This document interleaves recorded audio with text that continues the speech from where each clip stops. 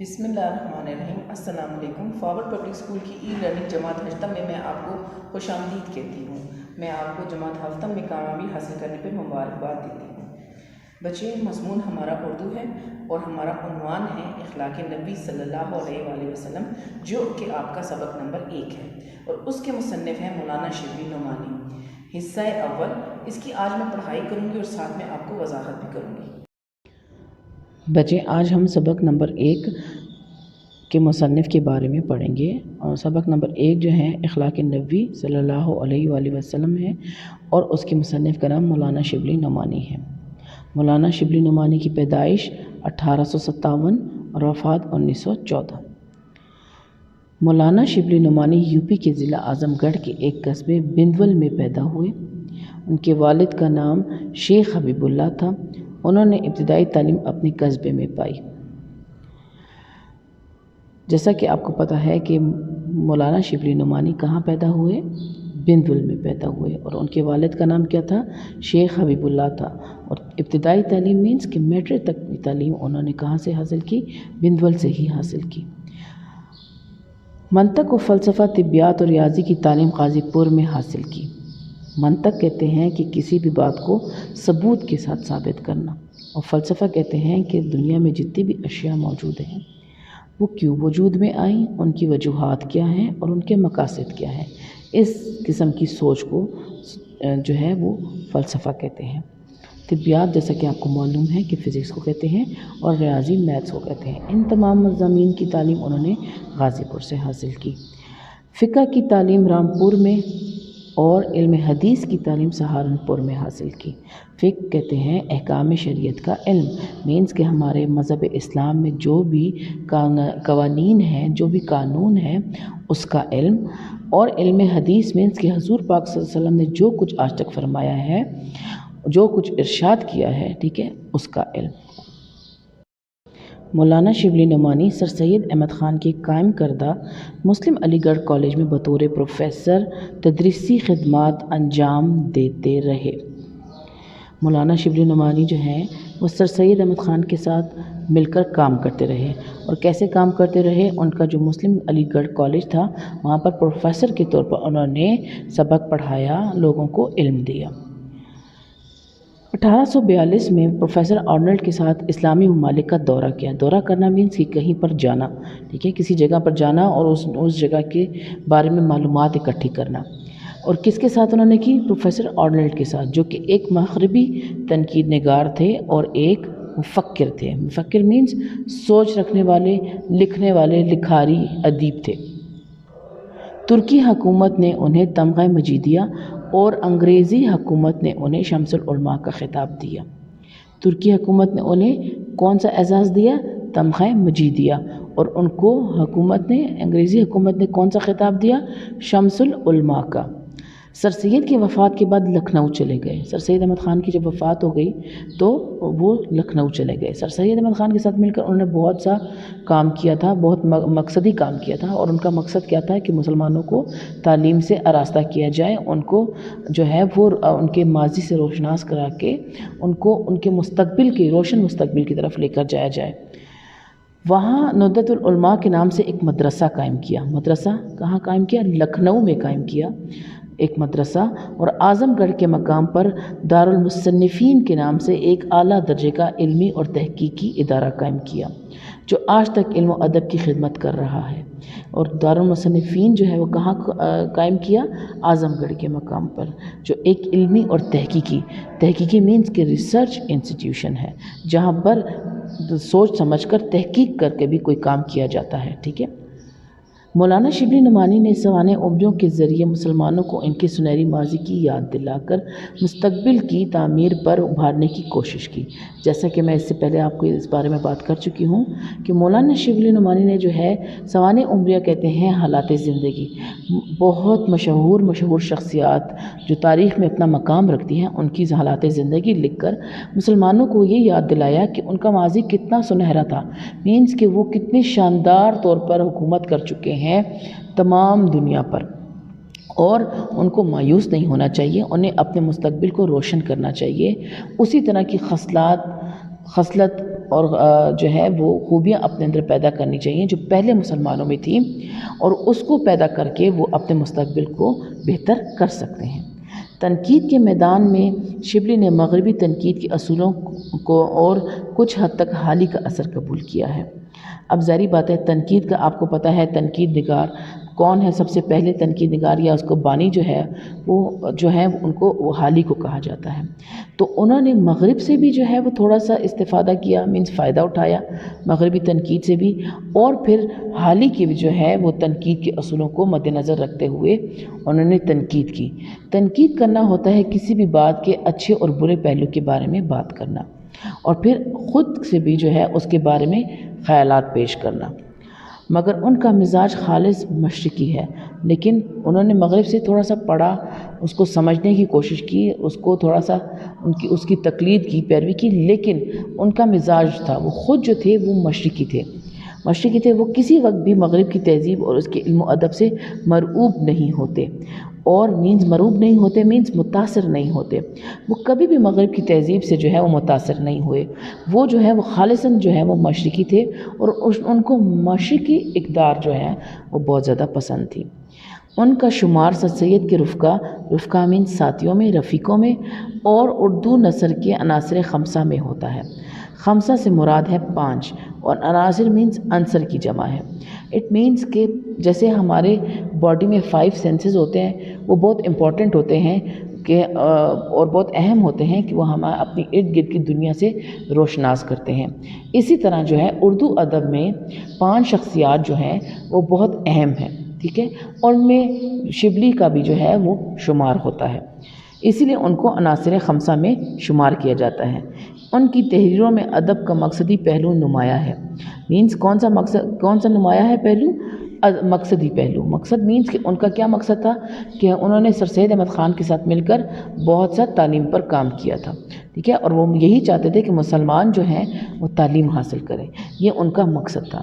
ان کا نظم العین یہ ہے، نظم العین مین کی زندگی گزارنے کا مقصد یہ ہے کہ مسلمانوں کی تہذیب اور تاریخ کو نئے لوگوں کے سامنے اس انداز سے پیش کیا جائے کہ ان کے دل میں اپنے ماضی کے متعلق احساس فخر پیدا ہو، اور وہ اپنے مستقبل کو بہتر بنانے کی طرف متوجہ ہوں۔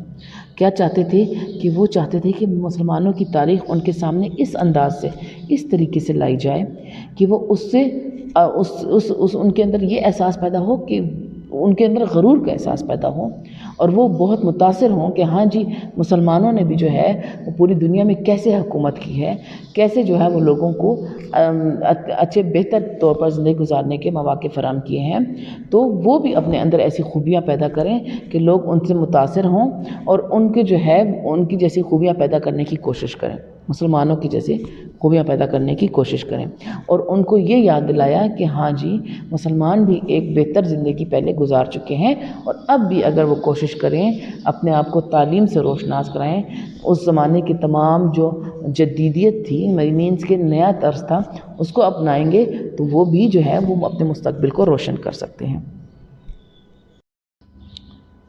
ان کا بیان عالمانہ، لہجہ پرجوش اور عبارت مختصر ہے۔ ان کی تحریروں میں جوش بیاں اپنی پوری آب و تاب کے ساتھ جلوہ گر ہے۔ انہیں الفاظ کے برمحل استعمال پر پوری قدرت حاصل ہے۔ جلوہ گر ہوتا ہے مینز نمایاں ہوتا ہے۔ الفاظ کے برمحل استعمال پر پوری قدرت حاصل ہے مینز مناسب وقت پر وہ مناسب الفاظ کا استعمال کرتے ہیں۔ وہ موتی چنتے اور موتی پروتے ہیں۔ موتی چننا اور موتی پرونا سے مراد الفاظ کے بارے میں ہے، لیکن یہاں پر گرامر کی ایک اصطلاح استعمال ہوئی ہے جسے استعارہ کہتے ہیں، ٹھیک ہے، یہاں پہ استعارہ استعمال کیا گیا ہے۔ علمی مسائل کے بیان میں بھی ان کا انداز شگفتہ رہتا ہے۔ وہ جب علم کے مسائل کو بیان کرتے ہیں تو ان کا انداز کیسا ہوتا ہے؟ بہت خوشنما ہوتا ہے، بہت اچھا ہوتا ہے۔ عبارت ان کی سلیس مینز آسان، رواں جس میں کوئی کمی نہیں ہے، جس میں کوئی جھول نہیں ہے، اور بے ساختہ ہوتی ہے۔ بے ساختہ مینز کہ بغیر سوچے سمجھے ہوتی ہے۔ اسلوب محققانہ اور فکروں میں شعر کی حکمت اور بیان کا جادو ہوتا ہے۔ اسلوب مینز طریقہ، طرز ان کا جو ہے کیسا ہے؟ تحقیق کے اعتبار سے جو ہے وہ کیسا ہے؟ مکمل ہے اور بالکل صداقت لیے ہوا ہے، اور فکروں مینس جملوں میں شعر کی حکمت اور بیان کا جادو ہوتا ہے. شعر کی حکمت مینس کہ شعر کے ذریعے وہ اپنی دانائی بیان کرتے ہیں، وہ اپنی عقل مندی کو بیان کرتے ہیں، اور جادو بیان میں ایسا سحر ہوتا ہے، جادو ہوتا ہے کہ لوگوں پر اثر کرتا ہے. تاریخ نگاری اور تنقید نگاری میں ان کا مقام بہت بلند ہے. تاریخ نگاری مینس کہ جو تاریخ میں پیش آنے والے واقعات اور حالات ہیں ان کو لکھنے میں، اور تنقید نگاری جیسے میں نے آپ کو بتایا کہ تنقید کسی بات کے اچھے پہلو اور برے پہلو کے بارے میں بات کرنا. ٹھیک ہے. شبلی کی نمایاں تصانیف یہ ہیں: سیرت النعمان، الفاروق، المامون، سوانح مولانا روم، الغزالی، اورنگزیب عالمگیر پر ایک نظر، سیرت النبی صلی اللہ علیہ وآلہ وسلم، شعر العجم، موازنہ انیس و دبیر. ان کا سب سے بڑا علمی کارنامہ سیرت النبی صلی اللہ علیہ وآلہ وسلم ہے، جس کی انہوں نے ابھی 2 ہی جلدیں لکھی تھیں کہ موت نے قلم ہاتھ سے چھین لیا. مینس کہ ابھی وہ اس پر کام کر ہی رہے تھے کہ ان کی وفات ہو گئی.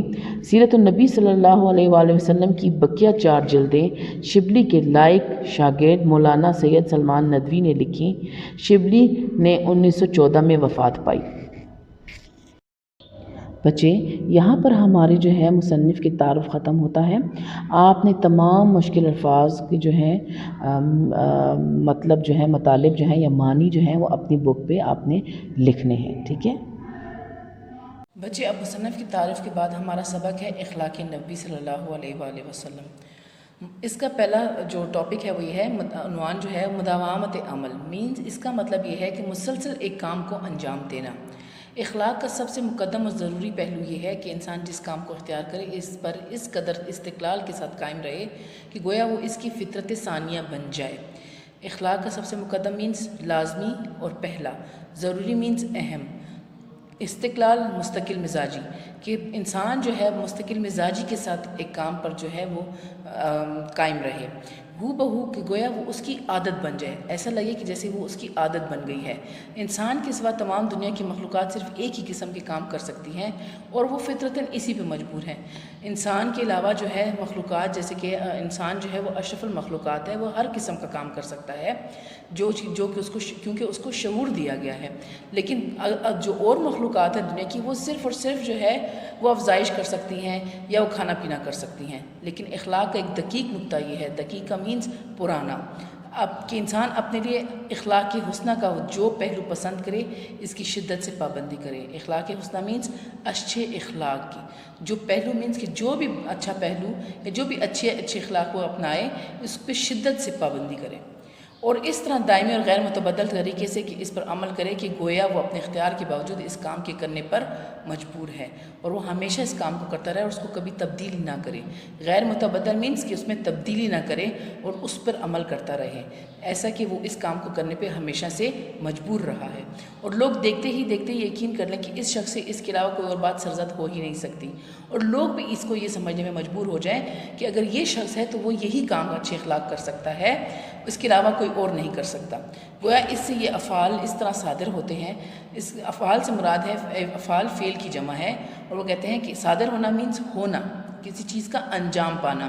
جیسے آفتاب سے روشنی، سورج، آفتاب سے مراد ہے سورج سے روشنی نکلتی ہے. درخت سے پھل، درخت جو ہے وہ پھل دیتے ہیں، اور پھول سے خوشبو، اور پھول ہمیشہ خوشبو پھیلاتے ہیں، کہ یہ خصوصیات ان سے کسی حالت میں الگ نہیں ہو سکتی. اسی کا نام استقامت حال اور مداومت عمل ہے. استقامت حال کا مطلب ہے ثابت قدمی، مینس کہ یہی چیزیں جو ہے، یہ خصوصیات جو ہیں وہ انہی میں پائی جاتی ہیں. رسول پاک صلی اللہ علیہ وآلہ وسلم اپنے تمام کاموں میں اسی اصول کی پابندی فرماتے تھے. جس کام کو جس طریقے سے جس وقت آپ صلی اللہ علیہ وآلہ وسلم نے شروع فرمایا، اس پر برابر شدت کے ساتھ قائم رہتے تھے. حضور پاک صلی اللہ علیہ وسلم کی بھی یہی عادت تھی، اور وہ انہی اصولوں پر قائم تھے کہ وہ جس کام کو اچھے اخلاق کو اپناتے تھے اس پر ہمیشہ قائم رہتے تھے. سنت کا لفظ ہماری شریعت میں اسی اصول سے پیدا ہوا ہے. شریعت کہتے ہیں اسلامی قوانین کو، ٹھیک ہے. سنت کا لفظ جو ہے وہ ہماری شریعت میں یا ہمارے اسلامی قانون میں اسی اصول سے پیدا ہوا ہے. سنت وہ فعل ہے مینز کہ وہ کام ہے جس پر رسول پاک صلی اللہ علیہ وسلم نے ہمیشہ مداوت فرمائی اور بغیر کسی قوی معنی کے کبھی اس کو ترک نہیں فرمایا. ہمیشہ مداوت فرمائی مینز اس کو انجام دیا اور کبھی بھی بڑی رکاوٹ کے ہوتے ہوئے اس کو چھوڑا نہیں. اس بنا پر جس قدر سنن ہے، اسی وجہ سے کہ جس قدر سنن ہے، سنن جو ہے وہ سنت کی جمع ہے، وہ در حقیقت آپ صلی اللہ علیہ وسلم کی استقامت حال اور مداومت عمل کی ناقابل انکار مثالیں ہیں۔ وہ جو ہیں وہ کیا ہیں کہ آپ کی صلی اللہ علیہ وسلم کے مسلسل ایک کام کو انجام دینے کی وجہ سے ہیں، جن سے کوئی بھی جو ہے وہ انکار نہیں کر سکتا۔ یہ ان سب کی مثالیں ہیں۔ حسن اخلاق، اچھے اخلاق یا کسی سے جو ہے کیسے سلوک کرنا چاہیے، اس کے بارے میں حضرت علی رضی اللہ عنہ، حضرت عائشہ رضی اللہ عنہ، حضرت انس رضی اللہ عنہ، حضرت ہند بن ابی حالہ وغیرہ جو مدتوں آپ صلی اللہ علیہ وآلہ وسلم کی خدمت میں رہے تھے، ان سب کا متفقہ بیان ہے کہ آپ صلی اللہ علیہ وسلم نہایت نرم مزاج، خوش اخلاق اور نیک سیرت تھے۔ آپ صلی اللہ علیہ وسلم کا چہرہ ہنستا تھا، وقار و متانت سے گفتگو فرماتے تھے اور کسی کی خاطر شکنی نہیں کرتے تھے۔ متفقہ کا معنی ہے کہ جس پر سب نے اتفاق کیا ہو، اور وقار و متانت سے مراد مینز عزت اور سنجیدگی کے ساتھ، اور کسی کا بھی خاطر شکنی نہ کرنا، کسی کا بھی دل نہ دکھاتے تھے۔ معمول یہ تھا کہ کسی سے ملنے کے وقت ہمیشہ پہلے خود سلام و مصافحہ کرتے، فرماتے مینز کے ہاتھ ملاتے۔ کوئی شخص جھک کر آپ صلی اللہ علیہ وسلم کے کان میں کچھ بات کہتا تو اس وقت تک اس کی طرف سے رخ نہ پھرتے جب تک وہ خود منہ نہ ہٹا لے، مینز کہ جو آپ کی طرف رخ کر کے بات کر رہا ہوتا تو آپ تب تک نہیں ہٹاتے تھے کہ جب تک وہ بات کرتا رہتا تھا۔ مصافحہ میں بھی یہی معمول تھا کہ یعنی کسی سے ہاتھ ملاتے تو جب تک وہ خود نہ چھوڑ دے اس کا ہاتھ نہ چھوڑ دے۔ اکثر نوکر چاکر لونڈی غلام خدمت اقدس میں پانی لے کر آتے کہ آپ صلی اللہ علیہ وسلم اس میں ہاتھ ڈال دیں تاکہ متبرک ہو جائے۔ جاڑوں کا دن اور صبح کا وقت ہوتا تو ہم آپ صلی اللہ علیہ وسلم کبھی انکار نہ فرماتے۔ مسافر مینز کے ہاتھ ملاتے ہوئے بھی یہی معمول تھا کہ جب تک کوئی دوسرا جو آپ سے ہاتھ ملا رہا ہوتا تھا آپ اس کا ہاتھ تب تک نہ چھوڑتے تھے کہ جب تک وہ شخص آپ کا ہاتھ نہ چھوڑ دے۔ نوکر چاکر لونڈی اور غلام مینز کہ نوکر چاکر جب آپ کی خدمت میں پانی لے کر آتے اور سردیوں کا موسم ہوتا تب بھی تاکہ وہ اس کو پاک کر لیں، تو سردیوں کا موسم بھی ہوتا اس وقت بھی آپ اس سے انکار نہ کرتے ہاتھ ڈالنے سے۔ مجالس صحبت میں لوگوں کی ناگوار باتوں کو برداشت فرماتے۔ مجالس صحبت مینز کہ محفل میں لوگوں کی ناگوار باتوں مینز کہ بری باتیں جو قابل برداشت نہیں ہوتی تھیں ان کو بھی برداشت فرماتے اور اس کا اظہار نہ کرتے اور کبھی بھی اس کا تذکرہ نہ کرتے۔ کسی شخص کی کوئی بات ناپسند آتی تو اکثر اس کے سامنے اس کا تذکرہ نہ فرماتے۔ تذکرہ نہ فرماتے مینز ذکر نہ کرتے۔ ایک دفعہ ایک صاحب عرب کے دستور کے مطابق زعفران لگا کر خدمت میں حاضر ہوئے۔ آپ صلی اللہ علیہ وسلم نے کچھ نہ فرمایا۔ جب وہ اٹھ کر چلے گئے تو لوگوں سے کہا کہ ان سے کہہ دینا کہ یہ رنگ دھو ڈالیں۔ زعفران جو ہے وہ ایک بہت قیمتی جڑی بوٹی ہے جو کہ رنگ کے لیے استعمال ہوتی ہے۔ دستور مینز قانون کے مطابق یہ اس وقت کا طور طریقہ تھا، لوگ اپنے بالوں کو رنگ کرنے کے لیے جو ہے وہ زعفران کا استعمال کرتے تھے۔ آپ صلی اللہ علیہ وسلم کو یہ بات ناگوار گزری تو جب وہ چلے گئے تو آپ نے لوگوں سے کہا کہ ان سے کہنا کہ وہ اس رنگ کو دھو دیں۔ مجلس نبی صلی اللہ علیہ وسلم میں جگہ بہت کم ہوتی تھی، جو لوگ پہلے سے آ کر بیٹھ جاتے تھے ان کے بعد جگہ باقی نہیں رہتی تھی۔ ایسے موقع پر اگر کوئی آ جاتا تو اس کے لیے آپ صلی اللہ علیہ وسلم خود اپنی ردائے مبارک بچھا دیتے تھے۔ مجلس جو ہے مجلس نبوی میں جو ہے جگہ کم تھی، مینز کہ وہ جگہ چھوٹی تھی، لوگ جب پہلے سے آ کے بیٹھ جاتے تھے تو جو بعد میں لوگ آتے تھے تو ان کے لیے جگہ نہیں ہوتی تھی۔ ایسے موقع پر آپ کیا کرتے تھے کہ اپنی ردائے مبارک سے مراد ہے چادر، اپنی چادر جو ہے وہ بچھا دیتے تھے تاکہ لوگ جو ہیں جو رہ گئے ہیں وہ آ کے ادھر بیٹھ جائیں۔ کسی کوئی بات بری معلوم ہوتی تو مجلس میں نام لے کر اس کا ذکر نہیں کرتے تھے۔ کسی کی بھی اگر کوئی بات معلوم بری لگتی بات تو اس کا ذکر نہیں کرتے تھے، بلکہ صیغہ تعمیم سے مراد ہے کہ عام مثالوں کے ذریعے بات فرماتے تھے کہ لوگ ایسا کرتے ہیں، لوگ ایسا کہتے ہیں۔ بعض لوگوں کی یہ عادت ہے کہ یہ طریقہ ابہام اس لیے فرماتے تھے کہ شخص مخصوص کی ذلت نہ ہو اور اس کے احساس غیرت میں کمی نہ آ جائے۔ یہ طریقہ ابہام مینز کہ گول مول طریقے سے بات کرنا، ٹال مٹول کر کے بات کرنا، اس لیے کرتے تھے کہ جو مخصوص جو خاص شخص ہے اس کی بے عزتی بھی نہ ہو اور اس کی غیرت میں کمی بھی نہ آئے۔ ایثار کا مطلب ہے قربانی۔ آپ صلی اللہ علیہ وسلم کے اخلاق و عادات میں جو وصف سب سے زیادہ نمایاں اور جس کا اثر بچے یہاں پر ہمارے حصہ اول سبق نمبر 1 کا حصہ اول کا اختتام ہوتا ہے۔ انشاءاللہ آگے ہم پڑھائی حصہ 2 میں کریں گے۔